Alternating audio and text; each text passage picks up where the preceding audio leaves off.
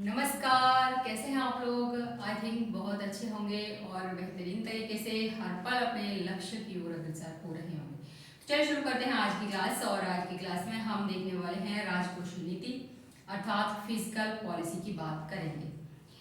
ये टॉपिक हमारा पहले से ही चल रहा है। जो प्रीवियस वीडियो था उसमें हमने इसका एक सब टॉपिक देखा था, सार्वजनिक व्यय। आज बात करेंगे टैक्सेशन के बारे में, कराधान के बारे में, और उसके बाद चर्चा होगी सार्वजनिक ऋण के बारे में। तो यदि आप फर्स्ट टाइम हमारे चैनल पर विजिट कर रहे हैं तो आप हमारे चैनल को सब्सक्राइब करना ना भूलें, क्योंकि आगे आने वाले एग्जाम्स में टीजीटी, पीजीटी, एलटीगेट या फिर यूपीएससी में भी आपको हमारे चैनल से निश्चित ही मदद मिलेगी। यदि आपका सब्जेक्ट इकोनॉमिक्स है, ज्योग्राफी है या फिर मैथमेटिक्स है तो आप हमारे चैनल पर बहुत सारे वीडियो देख सकते हैं। तो चलिए शुरू करते हैं क्लास और बात करते हैं कराधान के बारे में। कराधान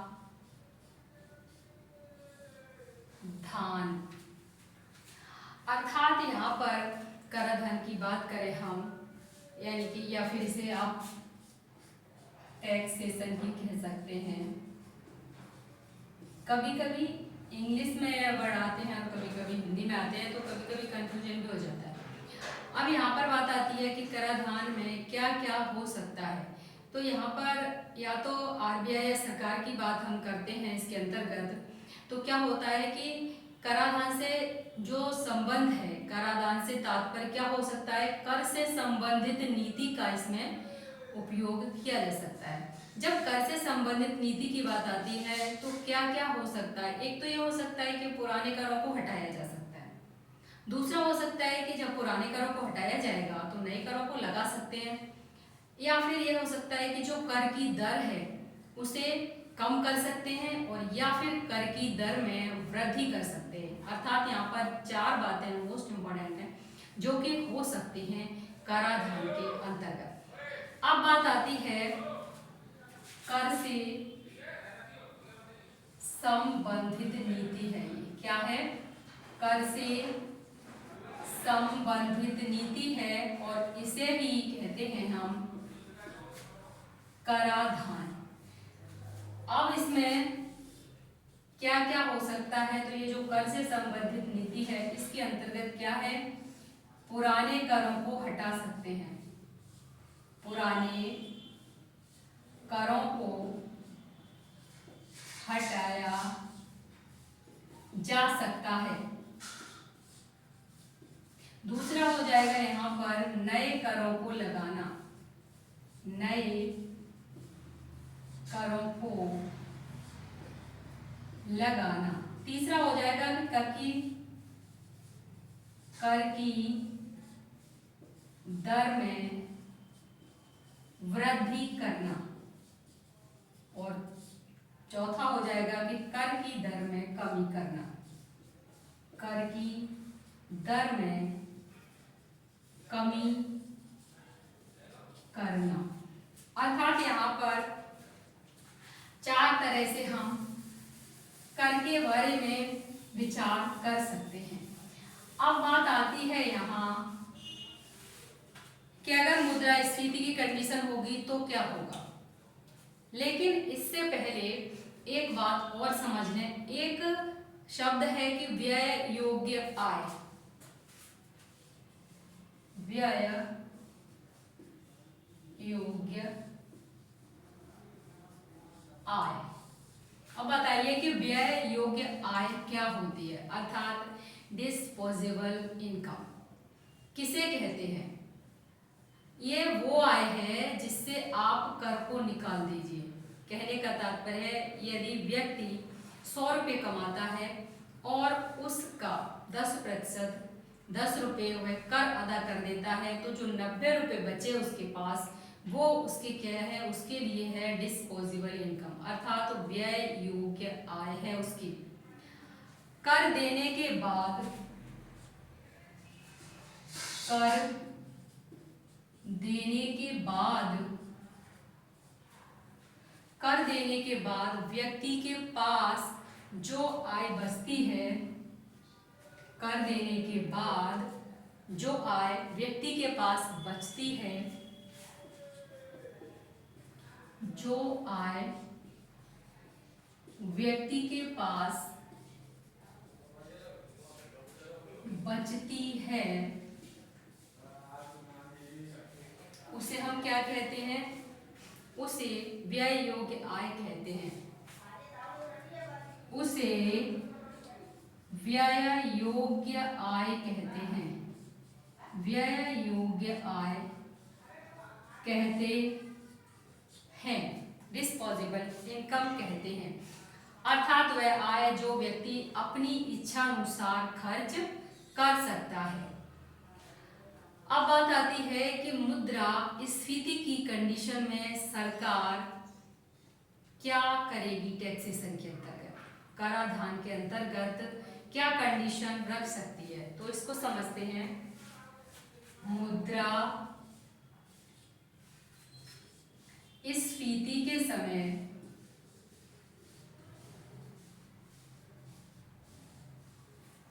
सरकार मुद्रास्फीति के समय सरकार इसे नियंत्रित करने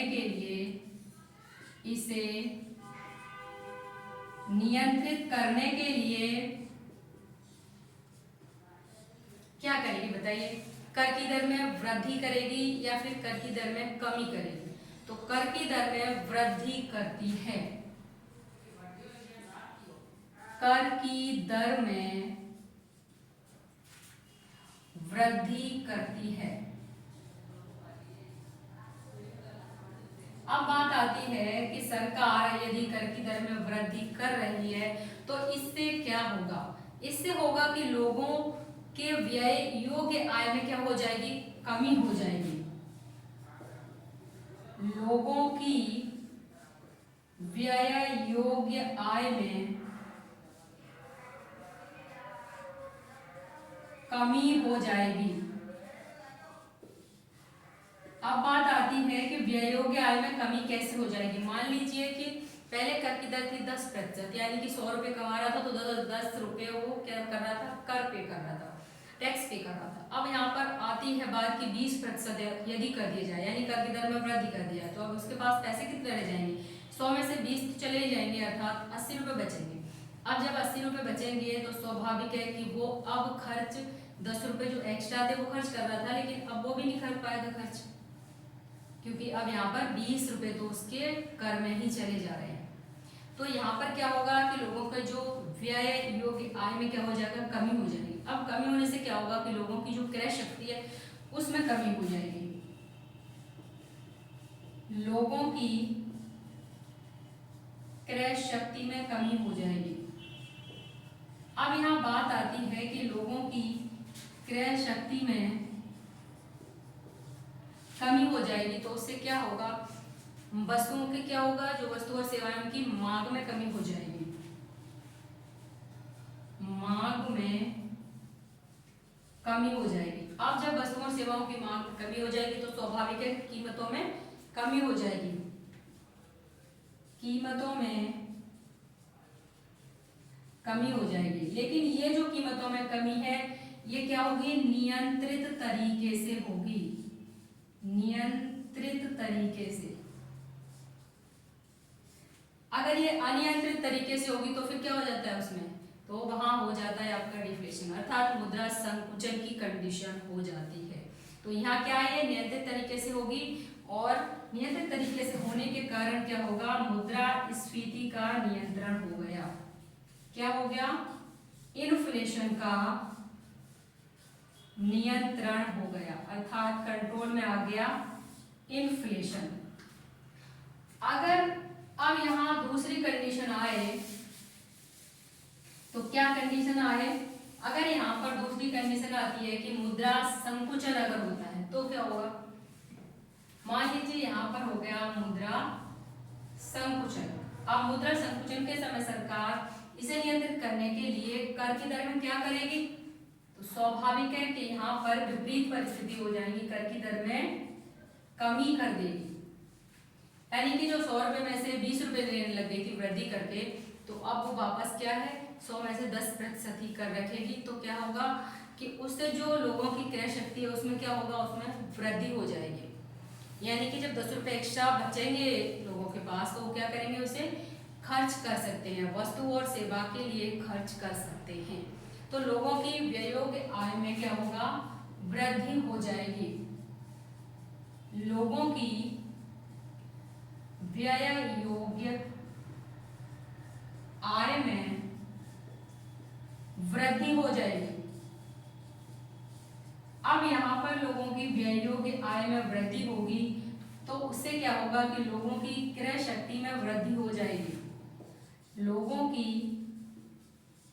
क्रय शक्ति में वृद्धि हो जाएगी। अब लोगों की क्रय शक्ति में वृद्धि होने से क्या होगा, मांग में वृद्धि होगी, वस्तु और सेवा की मांग में वृद्धि होगी। अब जब मांग में वृद्धि हो रही है तो क्या होगा, इससे कीमतों में वृद्धि होगी, लेकिन नियंत्रित तरीके से कीमतों में वृद्धि होगी। लेकिन यह वृद्धि कैसी है, ये नियंत्रित तरीके से है। जब ये नियंत्रित तरीके से होती है तो क्या हो जाएगा, यहाँ पर मुद्रा संकुचन का नियंत्रण हो जाएगा। मुद्रा संकुचन का नियंत्रण अर्थात डिफ्लेशन का क्या हो गया, कंट्रोल में आ गया डिफ्लेशन। यहाँ पर मुद्रा संकुचन का नियंत्रण हो गया। अब यहाँ पर एक कंडीशन और भी हो सकती है, देखिए मांग में वृद्धि हुई तो मांग में वृद्धि होने से क्या होगा, उत्पादन में वृद्धि होगी। जब किसी चीज की डिमांड अधिक होती है तो उस वस्तु का क्या होता है, उत्पादन भी अधिक होने लग जाता है। जब उत्पादन अधिक होगा तो बेरोजगारी है वो कम हो जाएगी, अर्थात तो रोजगार में वृद्धि हो रही है। जब रोजगार में वृद्धि हुई तो उससे क्या हो गया, बेरोजगारी कम हो जाएगी, और रोजगार में वृद्धि हुई तो मंदी का नियंत्रण हो जाएगा। तो इस प्रकार से यहाँ पर जो टैक्सेशन है वो कार्य करता है, किसमें, मुद्रास्फीति और मुद्रा संकुचन की कंडीशन में। अब बात आती है सार्वजनिक ऋण की बात करेंगे। अब यहाँ पर बात कर रहे हैं सार्वजनिक ऋण।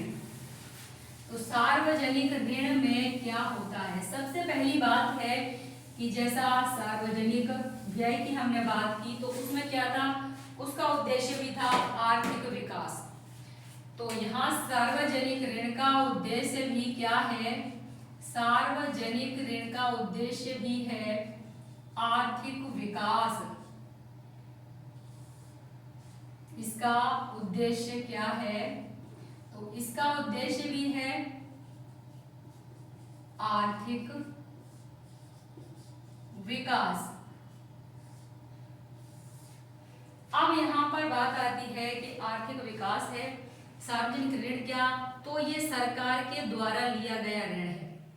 सरकार के द्वारा लिया गया ऋण है। सरकार ऋण क्यों ले रही है, तो यहाँ पर एक बात जो आपको पहले भी बता चुके हैं कि जैसे सरकार अगर व्यय अधिक कर देती है और उसकी जो इनकम है वो कम है, मान लीजिए कि व्यय कर दिया उसने 150 करोड़ का, लेकिन जो इनकम हुई वो हुई 100 करोड़, तो अब क्या होगा, यहाँ पर क्या होगा कि 50 करोड़ का उसको घाटा हो रहा है, तो उसमें क्या करेगी सरकार, स्वाभाविक है कि उस कंडीशन में सरकार क्या करेगी, ऋण लेगी, लोन लेगी।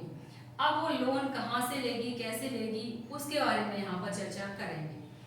अगर हम कर से जो आय प्राप्त होती है उसकी बात करें तो वो एक लिमिट में होती है, उसका जो दायरा है वो सीमित है, लिमिट है वहाँ उसकी। तो इससे क्या होगा, इससे पूर्ति नहीं हो सकती है, सरकार को ऋण लेना ही पड़ता है। तो यहाँ पर ये पॉइंट नोट करेंगे कि कर से आय प्राप्त करने का दायरा सीमित होता है। कर से आय प्राप्त करने का दायरा सीमित होता है। हो सकता है यहाँ से इस लाइन से ही प्रश्न बन जाए। अब बात करेंगे कि आधुनिक सरकार संसाधन जुटाने का एक उपाय है, यानी कि जो हमारी सरकार है, आधुनिक सरकार के द्वारा संसाधन जुटाने का उपाय क्या है, सार्वजनिक ऋण। ये देखिए, आधुनिक सरकार द्वारा संसाधन जुटाने का उपाय क्या है?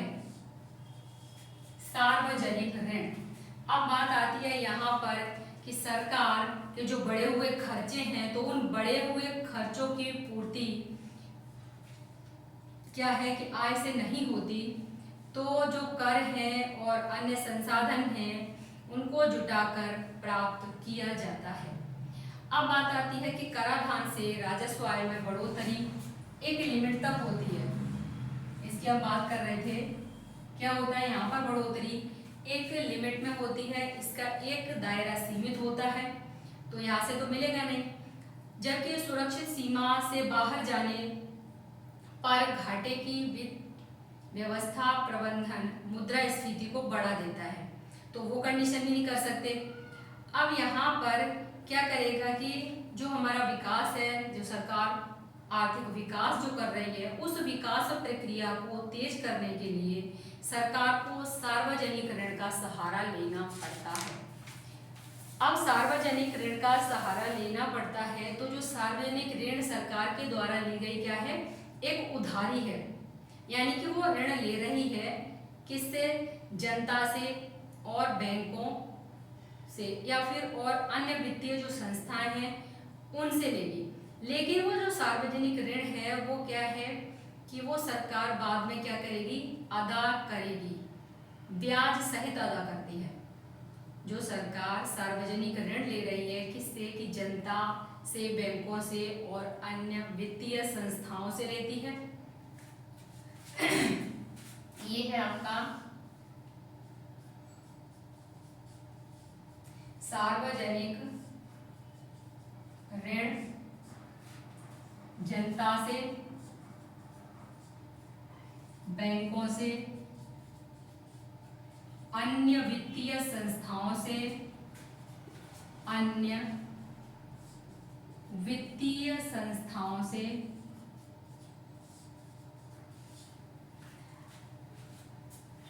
ये ऋण सरकार लेती है। अर्थात जो वह संसाधन जुटाने के कर्जों के रूप में संसाधन जो भी सरकार को इकट्ठे करने हैं उसके कर्जे के रूप में से लेती है और उसको किसी भावी तिथि पर ब्याज सहित वापस करने के लिए कहती है। अर्थात उसे ब्याज सहित उसे अदा करना है। किसे? सार्वजनिक ऋण जो कि सरकार ने जनता से, बैंकों से और अन्य वित्तीय संस्थाओं से लिया हुआ है। अब बात आती है कि ये ऋण कितने प्रकार का होता है। तो इस ऋण के अंतर्गत कौन कौन से ऋण शामिल हैं उसे देख लेते हैं। सबसे पहले यहाँ पर इस ऋण को दो भागों में डिवाइड किया गया है। एक तो है आंतरिक और एक है बाह्य ऋण। ये है आंतरिक ऋण, आंतरिक ऋण। अब दूसरा है बाह्य ऋण। अब यहाँ आंतरिक ऋण की बात करें तो ये होता है देश के अंदर, यानी कि घरेलू सीमा में, देश के अंदर घरेलू सीमा में, अर्थात जो देश के अंदर से ही सरकार ऋण ले रही है, अर्थात अपने घरेलू सीमा से ले रही है। और इसके अंतर्गत आप व्यक्तियों, व्यावसायिक प्रतिष्ठानों या फिर वित्तीय संस्थाओं की बात करें या फिर केंद्रीय बैंक की बात करें, जो हमारा केंद्रीय बैंक है RBI, या फिर व्यावसायिक बैंकों से। तो यहाँ पर आप नोट भी कर सकते हैं व्यक्तियों, क्योंकि यहाँ पर प्रश्न बनने की उम्मीद है। व्यक्तियों हो गया या फिर व्यावसायिक प्रतिष्ठानों, व्यावसायिक प्रतिष्ठानों, और इसके अलावा वित्तीय संस्थाओं, केंद्रीय बैंक, वित्तीय संस्थाओं, केंद्रीय बैंक, RBI,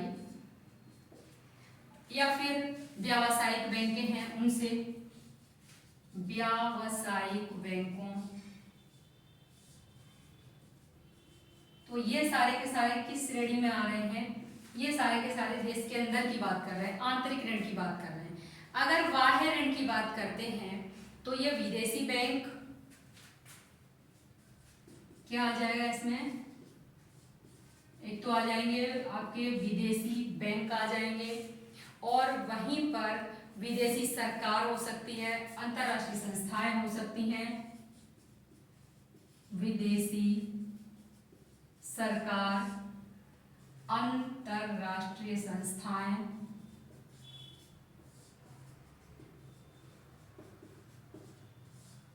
अंतरराष्ट्रीय संस्थाएं, या फिर हम कह सकते हैं IMF या फिर वर्ल्ड बैंक, IMF या फिर वर्ल्ड बैंक यानी कि विश्व बैंक। तो ये सारे किस में आ जाएंगे? ये बाह्य ऋण में आ जाएंगे, एक्सटर्नल लोन, इंटरनल और एक्सटर्नल लोन हो गए। अब बात आ रही है कि सार्वजनिक ऋण में कौन सा ऋण हो सकता है, अर्थात इसमें दो और इसके प्रकार हो सकते हैं, यानी कि अपनी इच्छा से ऐच्छिक होगा ऋण, या फिर अनिवार्य यानी कि वो आपको देना ही देना है। तो यहाँ पर ऐच्छिक और अनिवार्य ऋण की भी बात कर लेते हैं। तो ये तो है ऐच्छिक ऋण, और ये है अनिवार्य ऋण, अनिवार्य ऋण। अब देखिए सबसे पहला है ऐच्छिक ऋण। तो इसके अंतर्गत क्या क्या है? उधार लेने के लिए ऋण पत्र जारी किया जाता है। ऐच्छिक ऋण में क्या किया जाता है? उधार लेने के लिए ऋण पत्र जारी किया जाता है।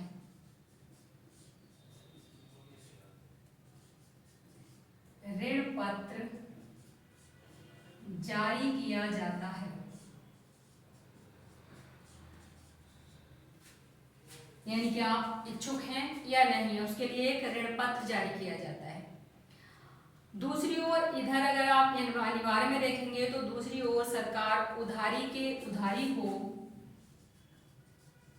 दूसरी ओर सरकार उधारी को कानूनी अनिवार्यता के द्वारा लागू करती है। कानूनी अनिवार्यता के द्वारा क्या करती है? लागू करती है। उधर आपको क्या करना पड़ रहा है? उधार लेने के ऋण पत्र जारी किया जा रहा है, और इधर क्या है? अनिवार्यता के द्वारा लागू करती है सरकार, उधारी को कानूनी अनिवार्यता के द्वारा लागू करती है, तब इसे अनिवार्य ऋण कहा जाता है। तब इसे अनिवार्य ऋण कहा जाता है।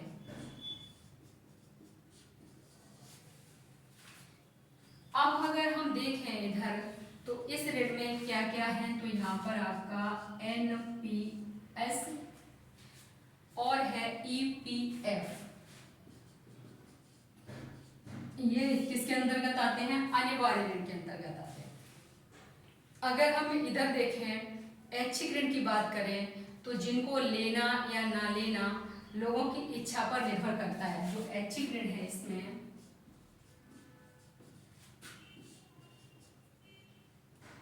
अर्थात इनको लेना न लेना लोगों की इच्छा पर निर्भर करता है। इच्छा पर निर्भर करता है, अर्थात लोग ले ना ले ये उनकी इच्छा पर। लेकिन ये क्या है अनिवार्य वाला, इसको तो आपको करना ही करना है, ये लेना ही लेना है। दूसरी बात आती है कि इसे क्या कहते हैं? ऐच्छिक ऋण कहते हैं, ये तो आपने देख ही लिया, या फिर स्वैच्छिक ऋण भी कहते हैं। क्या कहते हैं? स्वैच्छिक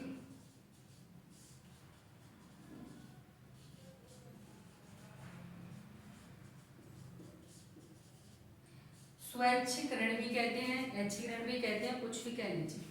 अब बात आती है कि जो सार्वजनिक ऋण है वो आमतौर पर स्वैच्छिक प्रवृत्ति के होते हैं। जो सार्वजनिक ऋण है वो क्या होते हैं, स्वैच्छिक प्रवृत्ति के होते हैं और अनिवार्य ऋण का सहारा असाधारण या नियम परिस्थितियों में होते हैं। अर्थात इनका क्या होता है कि कोई भी परिस्थितियां ऐसी आ जाती हैं जहां पर कि अनिवार्य ऋण का सहारा लिया जाता है। कौन सी परिस्थितियां होती हैं, तो ये युद्ध, जैसे कि अगर युद्ध शुरू हो जाए तो ऐसी परिस्थितियां हो सकती हैं। अब बात आती है कि मुद्रास्फीति में क्या कंडीशन होने वाली है, सार्वजनिक ऋण में क्या करेगी सरकार। अगर मान लीजिए कि मुद्रास्फीति की कंडीशन हो गई तो मुद्रास्फीति को नियंत्रित करने के लिए सरकार मुद्रास्फीति को नियंत्रित करने के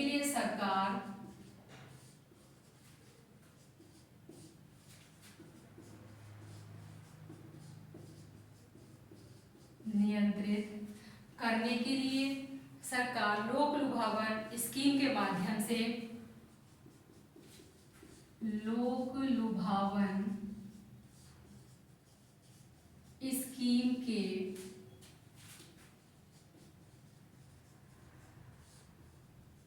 माध्यम से क्या करेगी, बाजार से ऋण लेती है, बाजार से ऋण लेती है। क्या हो रहा है कि बाजार में अब देख रहे हैं कि कीमतें वस्तुओं और सेवाओं की बढ़ रही है, अर्थात मुद्रास्फीति का कार्यक्रम चल रहा है, मुद्रास्फीति हो रही है, इन्फ्लेशन हो रहा है। अब इन्फ्लेशन की कंडीशन में क्या करेगी सरकार को, वहां से बाजार से पैसा अपने पास लेना है, तो वो क्या करेगी, लोक लुभावन स्कीम, अर्थात बहुत ही ऐसी अच्छी अच्छी स्कीमें निकालेगी जिससे कि लोग क्या करेंगे, ज्यादा से ज्यादा ऋण, मतलब कि जो सरकार है उसको देंगे, अर्थात कि अपना पैसा बैंक में जमा करेंगे। तो जब बैंक में जब उन्हें ज्यादा फायदा होगा, स्कीमें ऐसी चल रही हैं जिससे उन्हें ज्यादा फायदा होने वाला है, तो वो क्या करेंगे कि वो अपना पैसा वहां जमा करेंगे। तो वही कंडीशन है कि बाजार से ऋण लेती है, मुद्रास्फीति की कंडीशन में। और अगर बाजार से ऋण ले लेगी तो फिर क्या होगा, बाजार से मुद्रा की पूर्ति या तरलता में क्या हो जाएगा, जो मतलब मुद्रा की पूर्ति या तरलता है वो कहाँ चली जाएगी, तो वो क्या चली जाएगी, जो सरकार की तरफ स्थानांतरित हो जाएगी। कहाँ पर, सरकार की तरफ स्थानांतरित हो जाएगी। बाजार से मुद्रा की पूर्ति या तरलता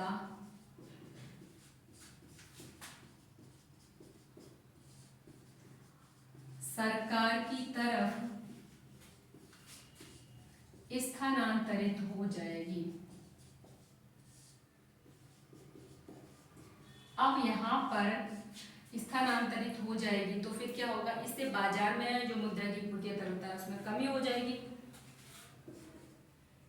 बाजार में मुद्रा की पूर्ति या तरलता में कमी हो जाएगी।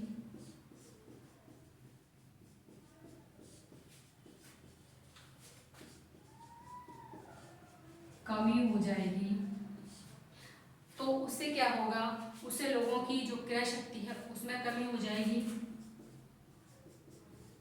लोगों की क्रय शक्ति में कमी हो जाएगी।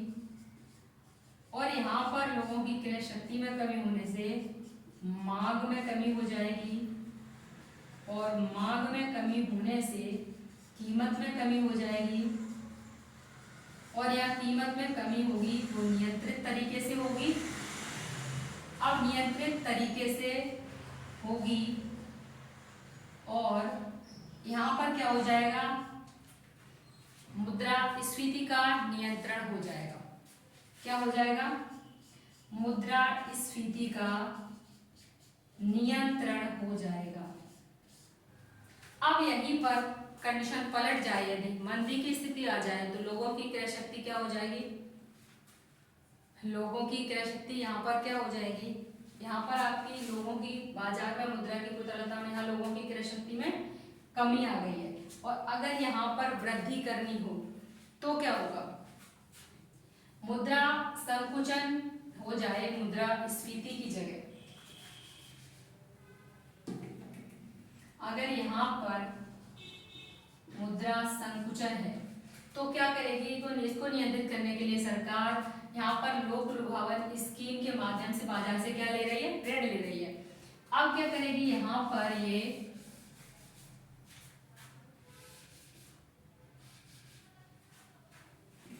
अब यहाँ ऋण लेने की बजाय क्या होगा, बाजार में ये ऋण देगी।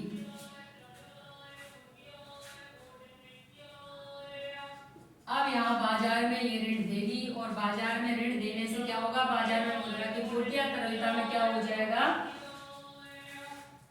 अधिकता हो जाएगी।